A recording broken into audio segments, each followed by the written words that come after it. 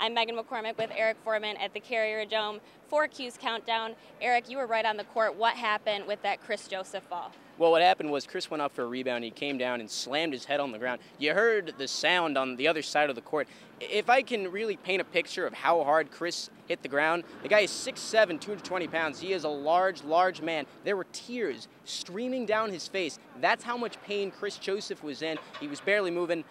Fans expecting him to come back Monday. I don't know how realistic that is. Obviously, I'm no doctor, but just judging how hard he hit the ground, you didn't see him in the second half. I'm not optimistic for Monday. And Coach Boeheim did say in his press conference he thinks it's unlikely that he will return for Monday. So if he doesn't, who's going to step up to the plate and fulfill his role? Well, that's the beauty of this Orange team. They've got balance. James Sutherland really looking for a guy to step up. Obviously, he's been a long-range specialist in the increased minutes that he's seen this year, but yeah, he's not the only one that can kind of come in and do not necessarily Chris Joseph's job, but can do the things that Chris is used to doing and being that guy who can shoot the three and get to the rim as well. Brandon Trish, you're going to see a lot more of him shooting the ball, actively doing it.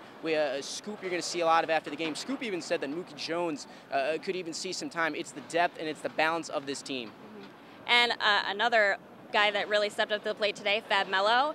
First half, 3 fouls. Second half, different story. Talk about that a little bit. I'm not sure what happened to Fab at halftime. I asked a few players about it. Rick just said, you know what? I told him to just take his time. It clearly worked. Fab had this big block early in the second half. It not only got the crowd on their feet, it really got Fab's confidence up. He had this 12-foot bank shot jumper. He never does that. These are shots that he took in high school. He said that. That's not me just bringing that up. These are shots he took in high school. He's taking them now. He's confident. These are things that he's always been doing in practice, and he's just doing it on the court now. It's all about building confidence, and that's what he's doing well.